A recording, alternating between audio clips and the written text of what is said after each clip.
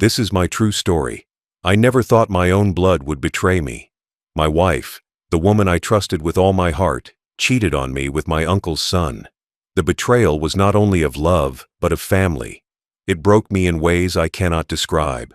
I will tell you how it happened, how I carried the pain, and how I finally took my revenge during the family festival. But before I share everything, tell me where you're watching from and what time it is there. And please subscribe so more people hear my story. I still remember the first signs that something was wrong. At my age, you learn to notice the small things. A glance held too long, a laugh shared in the corner, a silence that was louder than words. My wife had been with me for decades, and I knew her habits like I knew my own breath. But suddenly, she changed. She avoided my eyes. She hid her phone when I walked in. She stayed out longer than usual, always with some excuse that never felt complete. I wanted to believe her. I wanted to trust that nothing was wrong. But the truth was knocking at my door, and I could not ignore it forever. At first, I thought maybe I was imagining things. Maybe old age had made me paranoid. But the heart knows, and my heart told me she was drifting away from me. I watched her smile at my uncle's son in a way she had not smiled at me for years. It was a smile full of youth, of secret joy, of forbidden comfort. That smile cut deeper than any knife because it was not mine anymore. The man she shared it with was family, my uncle's own blood, someone who should have respected me, someone who should have known better. Instead, he betrayed me in the most shameful way. The day I found out for sure was the day my world split in two. I had been fixing a shelf when her phone buzzed on the table. I never meant to pry, but something inside me told me to look. My hands trembled as I opened the messages, and there it was. Words of love, words of desire, words that should have been mine, but were written for him. They spoke of secret meetings, of nights stolen in silence, of a bond that grew in the shadows while I sat in the light believing in loyalty. Each message stabbed me again and again. I felt my chest tighten. I felt my knees weaken. I wanted to throw the phone across the room, but instead, I put it down gently, as if the truth would hurt less if I moved softly. That night, I could not sleep. I lay in bed beside her, pretending everything was fine, while inside me, a storm raged. She breathed calmly, as if nothing had happened, while I stared at the ceiling and felt my heart break into pieces. Every memory of our life together flashed in my mind, our wedding, the children we raised, the struggles we overcame, and now all of it felt like ashes, burned away by one act of betrayal. My chest ached with pain, but my eyes refused to cry. The tears stayed locked inside, too heavy to fall. For days, I carried the truth in silence. I watched them closely. I saw how he looked at her when he thought no one was watching. I saw how she blushed at his words, words that no longer belonged to me. I ate meals with them at the same table, pretending everything was normal, while inside me, the wound grew deeper. My own family had turned against me, and I could not tell anyone. Who would believe me? If I spoke too soon, they would deny it, twist it, and make me look like the jealous old fool. I had to be careful. I had to be patient. The pain was heavy, like a stone pressed against my chest day and night. I could not laugh. I could not rest. Every time I saw them together, my heart bled a little more. It was not just betrayal, it was humiliation. To be betrayed by a stranger is one thing. To be betrayed by your own wife and your uncle's son is another. It was like poison in my blood. But I swallowed it in silence, because shouting would not help me. Rage would not heal me. Only truth could save me, and truth needed proof. I started to gather it slowly. Every message I found, I saved. Every photo they shared, I copied. I began to keep a record of their lies, piece by piece, building a wall of evidence that they could not break. At first, it was painful to look at, but soon it became my strength. The proof was not just their betrayal anymore, it was my weapon. With every screenshot, I felt my broken heart turn into sharp edges. They thought I was blind. They thought I was weak. But I was watching, and I was waiting. The heartbreak did not end. Nights were long. Days were heavy. I felt old in a way I had never felt before. My body ached not from age, but from sorrow. I avoided mirrors because I could not stand to see the man I had become. Broken, betrayed, humiliated. But even in the darkness, a small flame burned inside me. It whispered that I was not finished yet, that I would not go quietly into the shadows, that I would rise again, not with fists or screams, but with truth. I knew I could not carry this forever. One day, it would destroy me if I kept it inside. So I made a decision. I would not fight them in secret corners. I would not argue behind closed doors. I would expose them where the world could see, where their lies could not hide. And I knew the perfect place, the family festival. The one day when everyone gathered, when every relative, every cousin, every elder and child was present. They thought they could betray me quietly, but I would reveal them loudly in front of all. My revenge would not be through anger. It would be through exposure. That thought kept me alive. That thought gave me strength. While they laughed in shadows, I planned in silence. They thought I was broken, but I was only preparing. And when the day came, when the family festival arrived, I would not walk as a victim. I would walk as a man carrying the truth, ready to ruin them with the only weapon they could not fight: proof. When the shock made room for thought, I stopped acting like a hurt man and started acting like someone who needed a plan. The pain had been sharp, but pain can also teach. I learned that yelling would give them power. I saw how liars turn blame back on the one who speaks first. I knew then that the only way to win was not by voice, but by proof. I would not beg. I would not fight with fists. I would build a case, quiet and exact, and I would show it in a place where it could not be hidden. So I began. I moved slowly at first, because haste breaks plans. I collected every message I could find, every late-night note, every picture they had sent to one another. I copied the messages. I saved the timestamps. I made sure the dates matched. If they had deleted anything, I looked for traces. I saved phone call logs. I wrote down times and places I had seen them together. Each scrap I kept became part of a clear story that could not be denied. I also watched their habits. I learned where they met when they thought no one watched. I kept a small book and wrote facts, not opinions. I wrote the days they slipped away for a short walk. I wrote the nights she said she would be with friends. I wrote the times his uncle's son left the house late. Facts do not lie. Feelings can be questioned. I wanted facts, plain and simple, that would speak without my voice. Handling the proof was not easy. Every time I looked through the messages, a fresh hurt opened. I felt sick and weak. But keeping the truth safe was more important than the pain of seeing it. I printed the worst messages and the ones that showed plan and mockery. I put photos in files. I labeled every paper so that no one could later claim confusion. I made sure every piece lined up with the next. I wanted the story to be clear. No gaps, no doubts. At the same time, I prepared myself. I practiced breathing slow so my hands would not shake. I practiced the image I would hold in my mind when the moment came. I told myself to stay calm. Anger can make a man do things he later regrets. I wanted to move like a man who had thought it through, not like a man who lost his mind. I wanted the room to see truth, not a spectacle of noise. The more I prepared my mind, the calmer my body felt. Choosing the place and time was part of the plan. The family festival came once a year. It was the day everyone joined: old men, young couples, children with bright faces, cousins who had not seen each other in a while. The house would be full. Voices would rise and fall. No one would easily walk away. That was the point. They had used family as a cover for their secret. I would use family as the place for the truth to come out.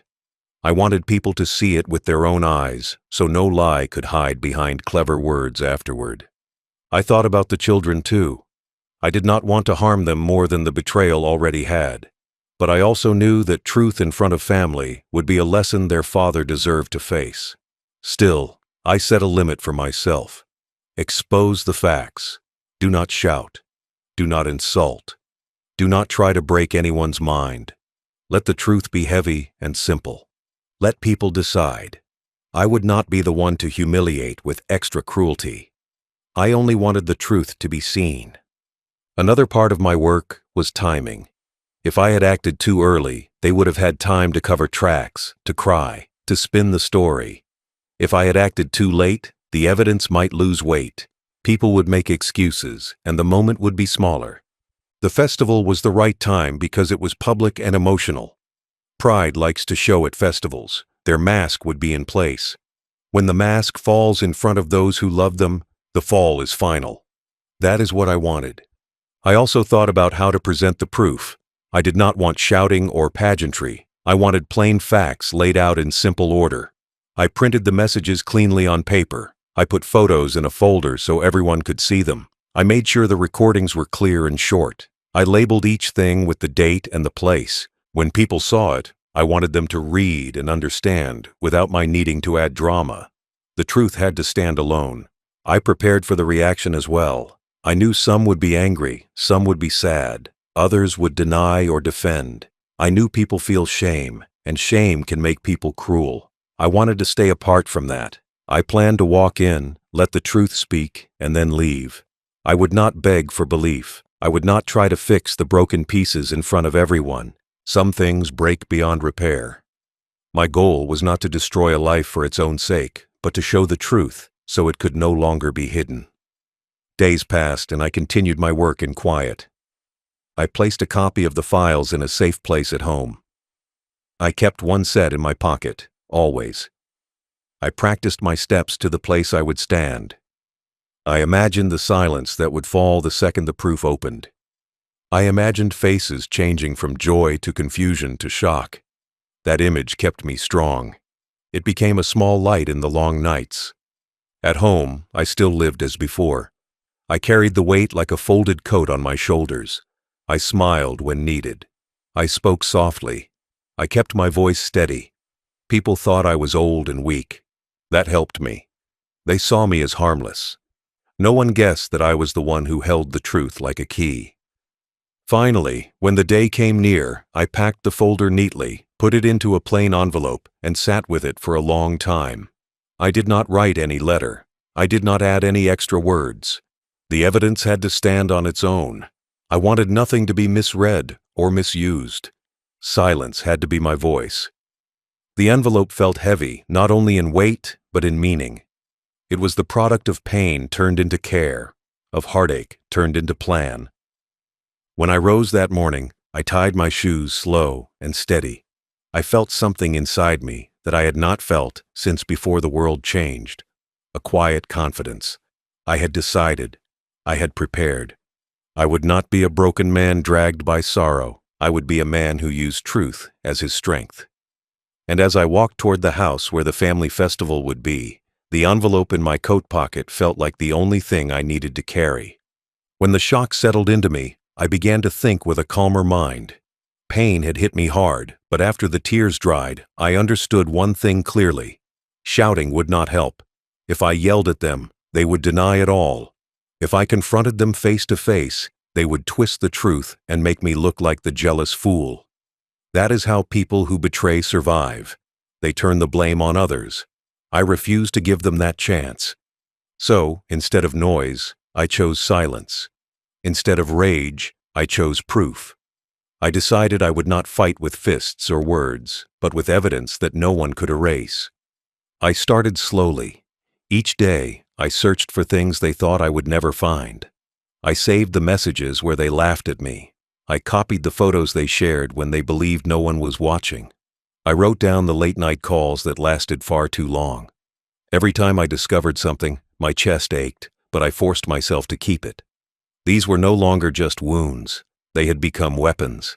Every message, every picture, every record was a piece of truth that would one day stand against them.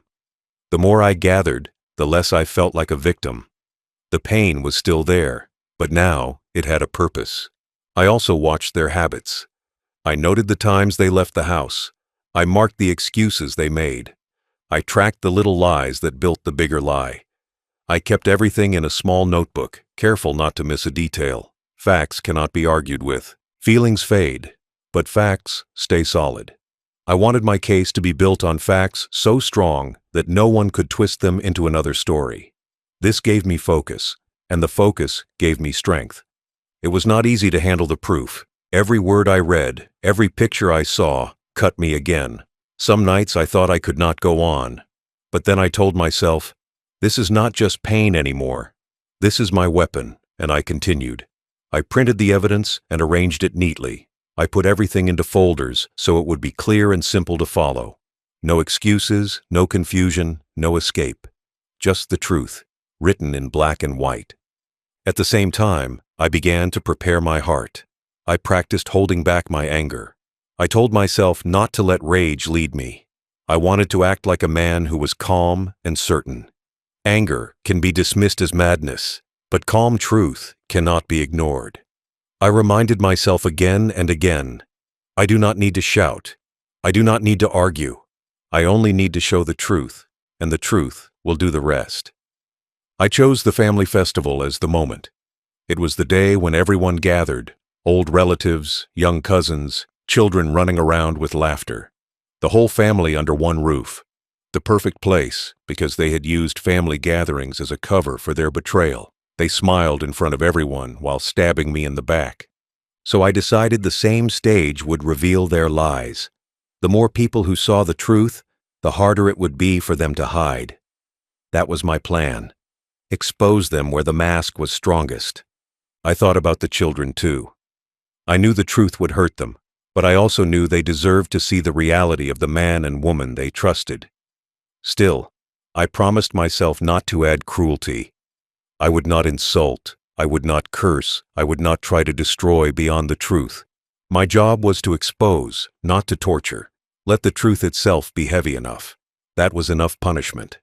So I kept working in silence. Day by day, I checked everything twice.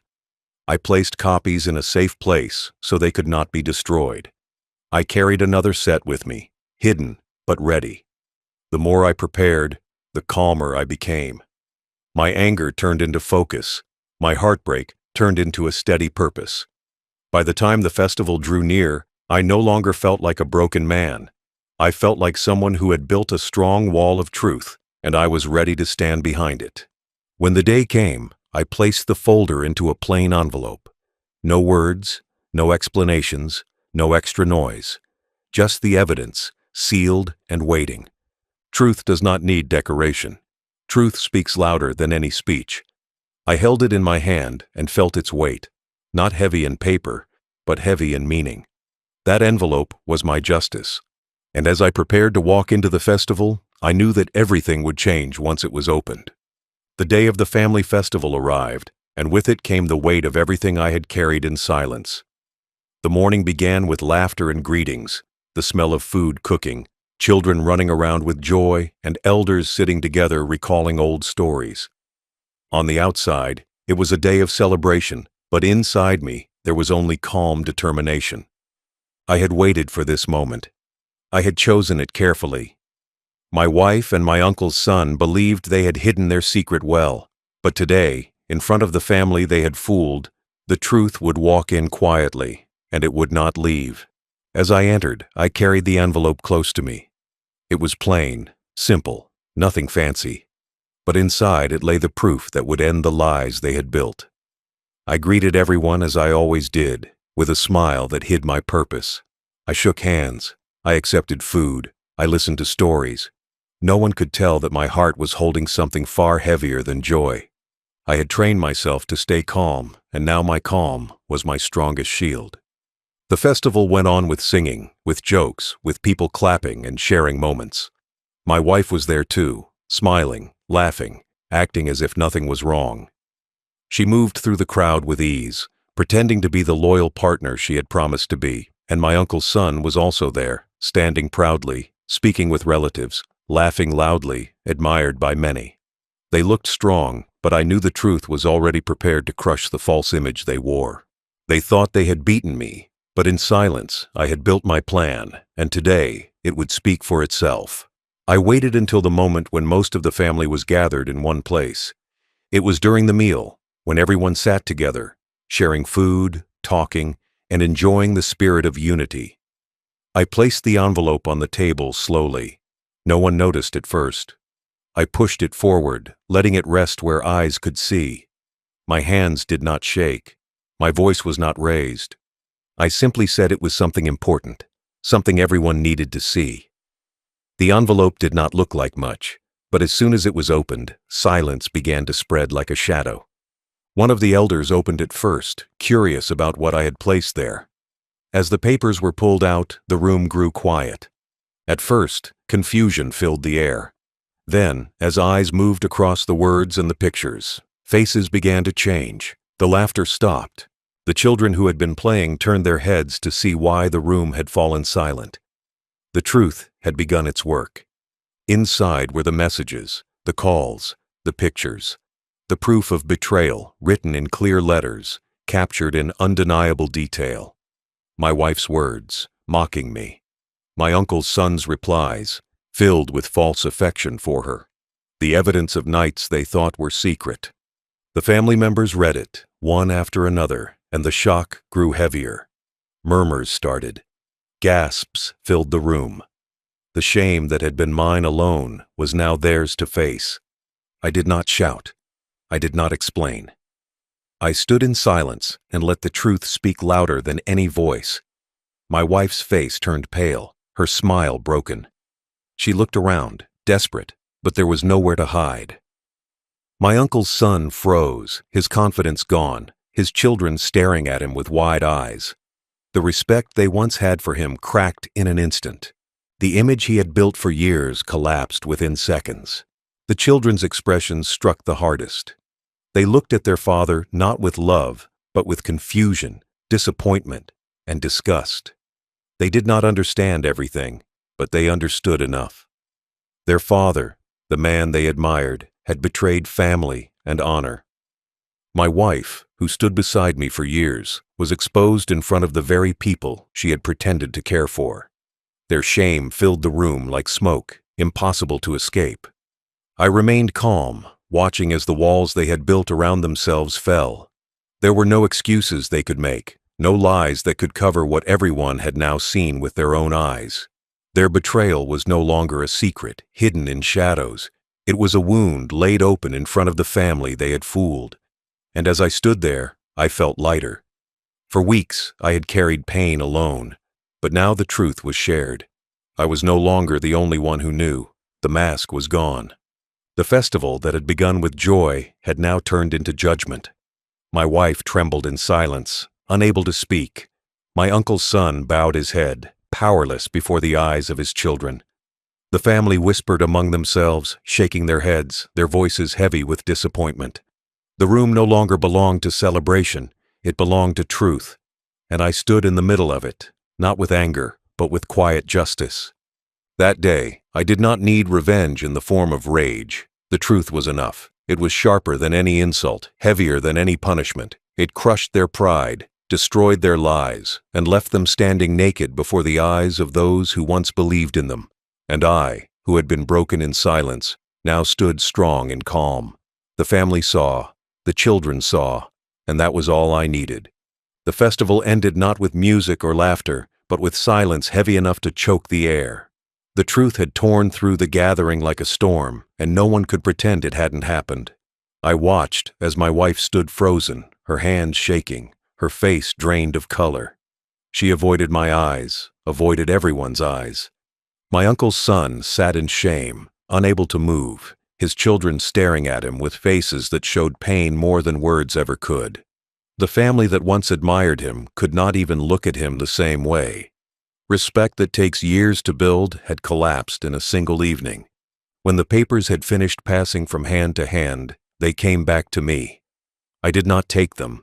I let them sit in the middle of the table, where everyone could see them, where no one could deny what was written. Nobody defended my wife. Nobody defended my uncle's son. Even the ones who usually tried to calm conflicts sat in silence. Some shook their heads in disappointment. Others whispered among themselves, their voices carrying judgment. The betrayal was not just against me.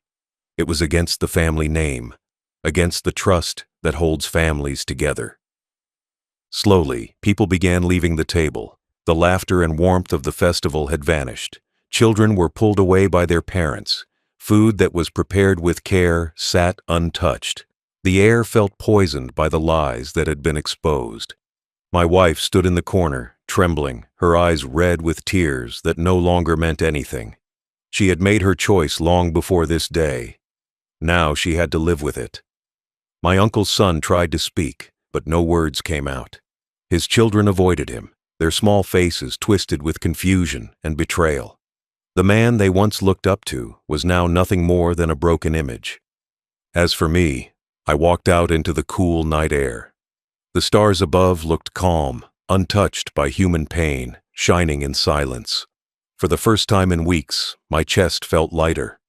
The truth had left my heart and entered the world. I did not carry it alone anymore. Justice, in its simplest form, had been served. I had not shouted. I had not fought. I had only revealed. And that was enough. Revenge had come not with fire, but with exposure, and sometimes that is the heaviest blow. In the days that followed, whispers spread through the family and the community. Everyone knew what had happened at the festival. The betrayal could not be hidden, and the shame followed them everywhere. My wife could not walk into a gathering without eyes turning cold. My uncle's son, once admired, could not raise his head in pride. His children pulled away from him, no longer trusting his words, no longer seeing him as a strong man. The stain of betrayal does not wash away with time. It lingers, it marks, it burns.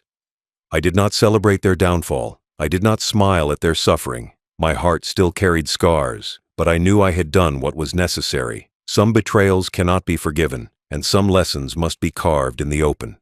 My wife had broken the vow of loyalty. My uncle's son had broken the bond of blood. Together, they had tried to break me. Instead, I let the truth break them. Even now, when I look back, I do not regret my choice. I chose silence when I could have chosen rage. I chose exposure when I could have chosen violence.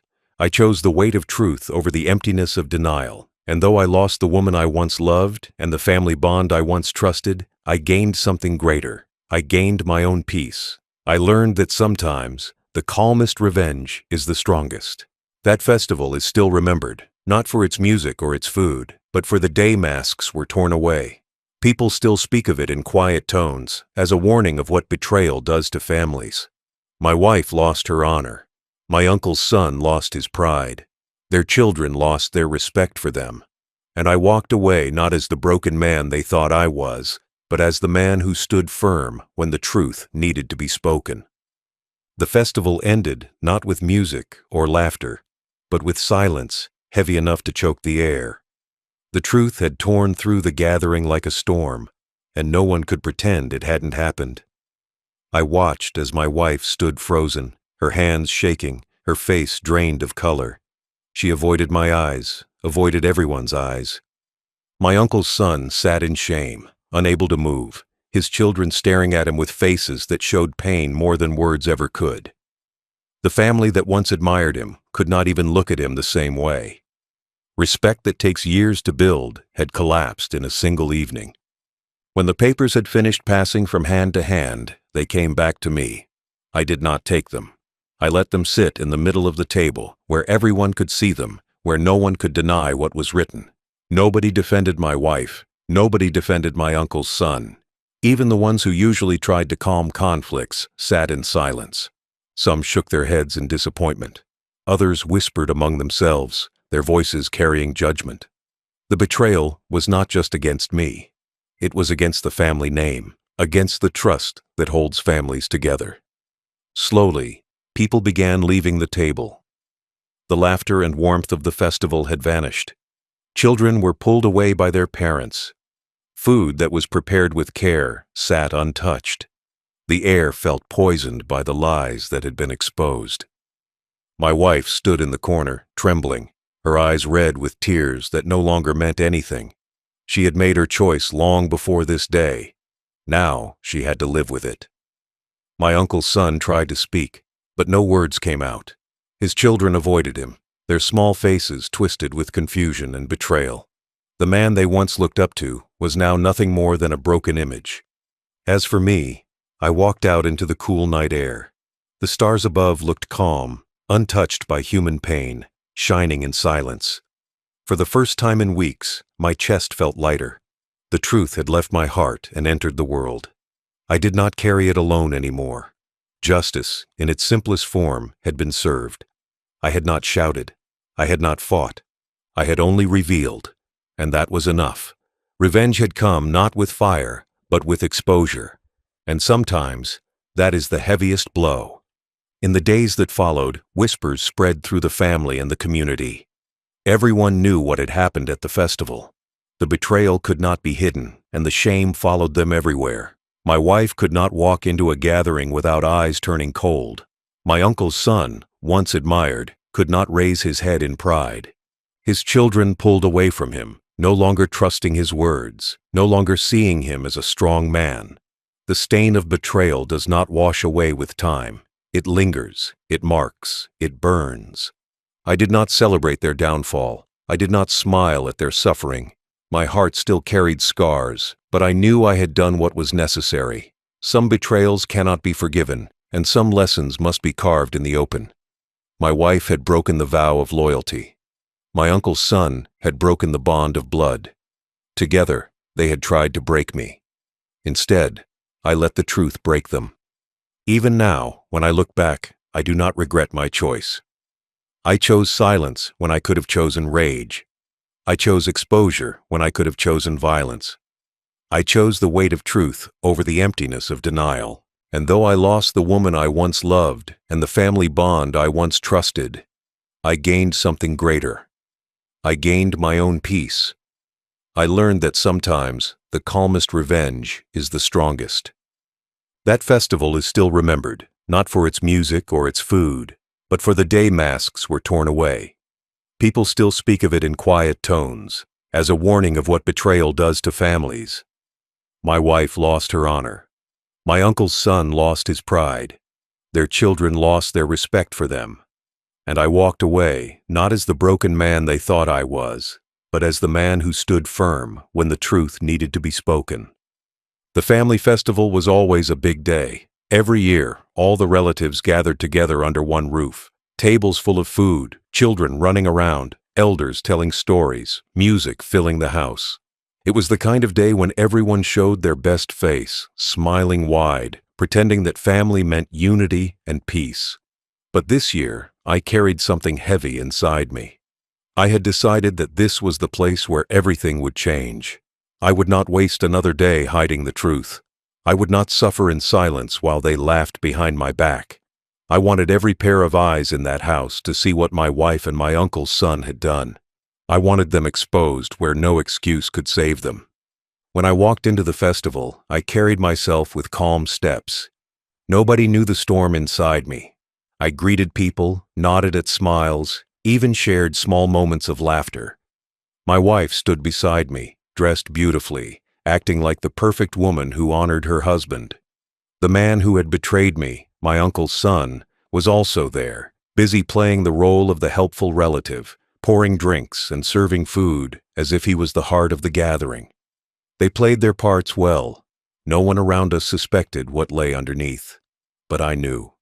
And I was ready to show the truth. Inside my jacket was the evidence I had prepared for weeks. Screenshots of their secret messages, photographs of them together when they thought no one was watching, records of late-night calls that lasted for hours. I had placed everything neatly in a folder, each page like a knife waiting to cut through their lies. Carrying it gave me strength. It reminded me that I was not walking into this festival as a broken man. I was walking in as someone who held power, someone who had turned his pain into a weapon sharper than any blade. The children played in the corner, laughing loudly. The elders sat in a circle, discussing old times. Music echoed from the speakers. Everything looked so normal, so peaceful, as if the world had no cracks. But in my mind, I was counting the minutes. Every smile I saw from them only fueled my resolve. They thought they were safe. They thought no one would ever know. They thought I would live the rest of my life carrying their secret in shame. But I had chosen this day for a reason. Family gatherings created witnesses. In a festival full of relatives, there would be no escaping the truth. When I struck, they would not only face me, they would face every eye that mattered in their lives. I kept my silence through the food, through the music, through the laughter. I watched them from across the room, saw how they exchanged small glances, tiny smiles, thinking no one noticed. But I noticed. And I smiled quietly to myself, because I knew those secret looks would soon turn into faces of fear. I did not rush. I waited until the moment was perfect. Until the house was full, until the relatives had settled, until the children had gathered close to watch the stage where announcements and family speeches were usually made. And then I stood up. My legs were steady, my voice calm, my hands firm as they touched the folder inside my jacket. I felt the weight of generations in that room. These were people who had known me since childhood, who had seen me grow, who had trusted me. They also trusted my wife. They also trusted my uncle's son. But in a few minutes, that trust would shatter. I would rip away their masks in front of everyone. The stage was ready. The actors were in place. And I was about to end their performance with truth so sharp it would cut them to the core. I stood up slowly, feeling the eyes of the family turn toward me. The room stilled like a lake when the wind stops. Children stopped playing. Elders looked up from their talk. My hands moved to my jacket, feeling the edge of the folder I had carried for so long. I did not shout. I did not cry. I did not call names. I had learned that noise can be turned back on the one who makes it. I opened the folder and began to show the proof, plain and simple, so that every eye could read what my heart had carried in secret. The first paper was a message printed in black and white. The words were small but clear. They were not romance poetry. They were plans and jokes and mocking lines that cut me inside. I moved slowly through each page. I wanted no one to feel rushed. I wanted them to see the facts with their own eyes. As the papers passed from hand to hand, confusion spread first, then the slow burn of anger and shame. Faces changed like weather. Smiles fell away. Even the music in the house seemed to stop, as if the festival itself listened and knew what had come. My wife's color drained from her face. She stepped back as people read. The man who had taken her hand in secret lowered his eyes. He had been strong where it mattered to him, strong in lies and bold in secret. But paper can hold a mirror that cannot be cleaned. Each photograph showed them close in places they had no right to be close. Each call log showed nights spent together, hours of time taken from the family and hidden. This was not a small thing. It was a betrayal written in hours and pictures, clear enough to break any excuse. The hardest moment was seeing the children look at their father. They read what their hands could not yet fully understand, but their faces knew the tone of shame. Their trust changed in that instant. A child's love is simple and fierce. When it turns, it leaves a wound that no adult can fix quickly. They kept asking themselves with their eyes, how could the man I look up to be the one who lied? That question hung in the air like smoke, and it burned more than any anger I felt. Relatives muttered, then spoke louder. Words of hurt became questions of judgment. People who had once defended this man in small arguments now shook their heads. People who had praised my wife's smile now put hands to their mouths, stunned. I watched a brother-in-law close his fist, not to fight, but because his pride had been struck. I watched an aunt put her hand over her eyes, as if she could not bear to see the destruction of a family's image. No single voice had to rise to make the room heavy. The weight of truth did that on its own. I felt no joy in their fall. I felt a deep, clear calm. The pain I had worn like a heavy coat was lifting in a new way. It left room for the cold fact that truth was simple and clean when shown plainly. I had wanted everyone who mattered to see it. Now they did. They would carry this knowledge forward in meals and meetings and quiet nights. The man who thought his life clever and safe would now find no corner to hide in. The woman who smoothed her hair and smiled would now meet faces that knew. There were attempts then to speak for them, short, clumsy words of blame and reason. I let them try. If they had truth, they would show it. If they had honesty, they would stand and face it. But honest words did not come. Instead, silence, shifting eyes, and the slow opening of wounds others had to see. The children moved closer to elders who hugged them quietly. The elders gave small, steady words of comfort. The family that once held them high now held back like a tide that would not return for those two. When I folded the last paper and put the empty folder down, it felt like closing a heavy book at the end of a long story. I did not shout victory. I only stood and looked at the room where once love had seemed certain. The festival was over as celebration. It had shifted into something else, an hour of truth that would shape their days ahead. I walked out because my part was done. The truth had been shown. The family would decide what to do next. I had used patience, proof, and quiet strength. The mask was gone, and in its place lay an honest, hard light that would not fade.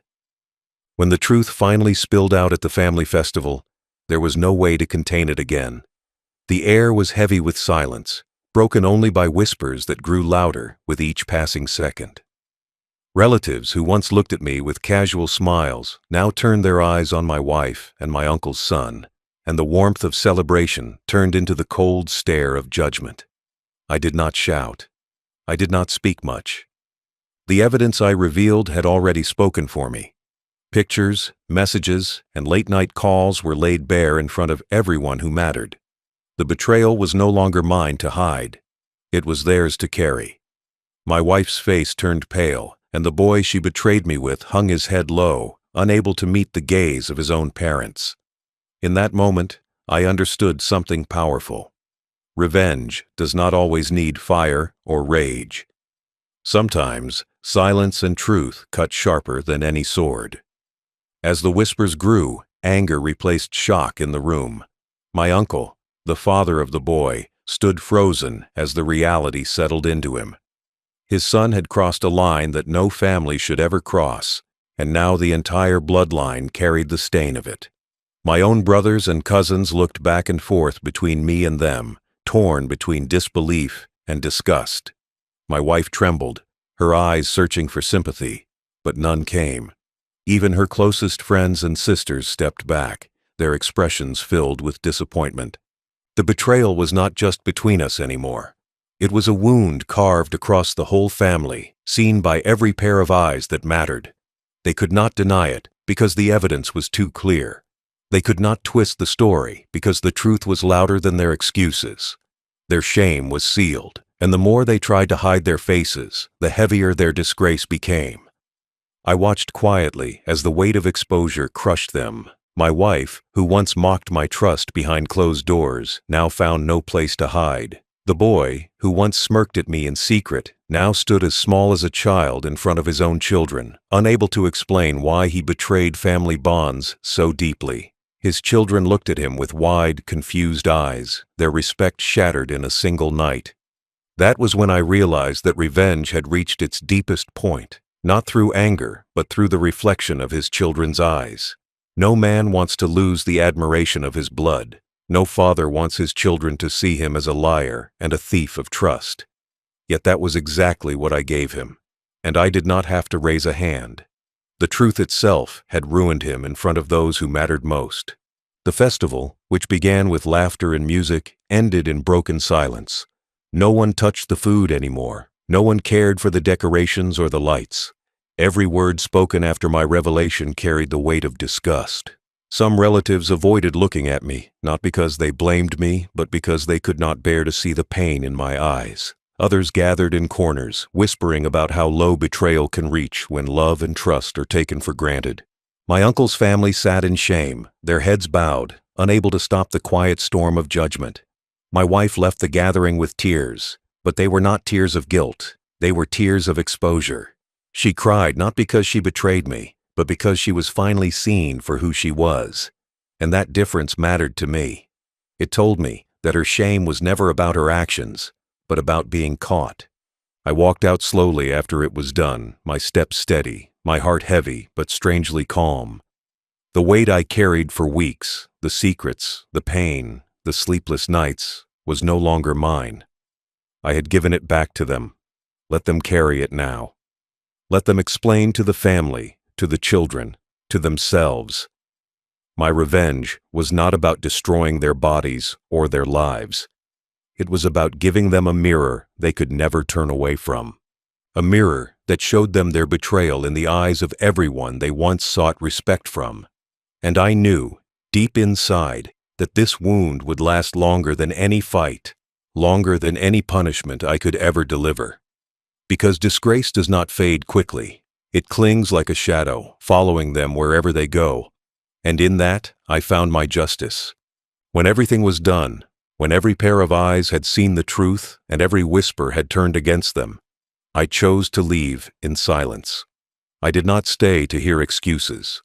I did not wait for apologies that would never come. I had no reason to stand in the ruins I created because the damage was already complete. My steps were slow but steady. I walked away from the family festival not as a broken man, but as a man who had turned his pain into strength. Each step I took felt like I was walking out of the shadows of betrayal and into the light of dignity. I left the hall filled with silence, shame, and judgment, and I carried with me only one thing: peace. For the first time in many nights, I felt peace inside my chest. Behind me, I knew they sat in disgrace. My wife, once proud, once so sure she could hide her secrets, now sat with her face covered, unable to meet the eyes of those she once smiled at. The boy who betrayed me, my uncle's son, sat stiff, unable to comfort even his own children. Their world had collapsed in front of their closest blood, and that was punishment enough. I did not need to strike them further. I did not need to chase them or scream their names in anger. The truth had already done more damage than I ever could, and that was the lesson I carried with me. Sometimes the quiet step of truth can crush louder than the shout of revenge. As I walked home, the streets felt different. The same roads I had traveled many times before now felt lighter under my feet. It was as if the burden I had carried had slipped off my shoulders. I did not walk as a victim anymore. I did not walk as a man fooled by his wife or betrayed by his own blood. I walked as a man who had taken back control in the most dignified way possible. I thought of how easily I could have lost myself in anger, how easily I could have destroyed my own peace by fighting them face to face. But I had chosen silence, and that silence had saved me. It had turned my heartbreak into a weapon and my pain into justice. When I reached my home, the emptiness felt different too. For weeks, my house had been a cage, every corner echoing with the mocking words I imagined they said in secret. But now, that same house became a place of freedom. I was alone, yes, but I was no longer chained to lies. The silence was not heavy anymore. It was calm. I sat in my chair, and for the first time, I breathed without feeling a stone pressing against my chest. I had lost love, yes. I had lost trust, but I had not lost myself. And that was the most important victory. In the days that followed, I kept my silence. I did not go around telling the story again and again. I did not waste my energy on spreading their shame further. I did not need to. The family carried the story for me. Whispers traveled faster than fire, and every corner of the family knew what had happened at the festival. Their names were no longer spoken with respect. Their faces were no longer greeted with warmth. Wherever they went, they carried the weight of exposure, and I, without saying a word, became free. Walking away did not mean I forgave them. Walking away meant I refused to let their poison stay inside me. I let them live with their disgrace while I built my own peace. That was my final act of revenge, not to destroy myself with rage, but to watch them destroy themselves with truth. And as I lived my life after that day, I carried one thought with me. Betrayal may break the heart, but dignity always rebuilds it. That was the exit I chose. Now, as I sit here in my old age, my hands weaker, my voice softer, I can look back at that time without the storm that once lived inside me. Back then, betrayal felt like fire. It burned through my chest, it scorched my trust, and it turned every dream I had built into ash. I thought I would never recover. I thought my life would always be defined by the cruelty of two people I trusted the most, my wife, and my own blood. But time, mixed with truth, changed everything. Today, I do not speak of them with anger. I speak of them with a calm heart, because I know I made the right choice. I chose dignity over rage. I chose silence over noise. And that choice became my salvation. What I learned through that pain is something I want every man, every woman, every young soul to understand. Trust is not guaranteed by blood, and it is not guaranteed by vows. We grow up believing that family will always protect us, that love will always stay loyal. But life teaches us something harder. Blood can betray, love can deceive, and sometimes the people closest to you are the ones who hold the knife. That was the lesson I had to learn, not from books, not from advice, but from the scars on my own heart. Yet betrayal does not have to end a man. Betrayal does not have to turn him bitter or empty. I am proof of that. When I chose to fight with truth instead of rage, I discovered a power I did not know I had. I discovered that silence can be louder than shouting, and dignity can cut deeper than fists. That day, I broke their pride without losing my own. I destroyed their false image without destroying myself. And that is what I carry with me to this very day, the quiet strength of dignity. I also learned that revenge is not about hurting someone back. True revenge is about taking back your own peace, your own control, your own freedom. They thought they had taken everything from me. They thought I was left with nothing but shame, but I proved them wrong. I took their secrets, I exposed them in front of the people they valued most, and then I walked away free. That is revenge, not endless shouting, not endless fighting, but walking away knowing that the truth itself was the sharpest sword. Now, when I look at the younger generation, I see so many people chasing revenge with noise and anger. They let rage consume them until they are ruined themselves. But I tell them my story so they know another path exists. You can turn your pain into proof. You can turn your heartbreak into calm justice. You can walk away without carrying poison in your heart. That is the path I walked, and that is why, even in my old age, I can tell this story without bitterness. So here is my final thought. They mocked my love in secret, but I ended their pride in front of their own blood. They tried to break me in silence, but I broke them with the truth. And now, many years later, they are forgotten, while I am still here, still standing, still speaking with dignity. Betrayal may take away love. Betrayal may take away trust. But betrayal can never take away dignity, unless you give it away yourself. I never gave mine away. And that is why I can look you in the eyes today as an old man and tell you with peace in my heart, the truth always wins.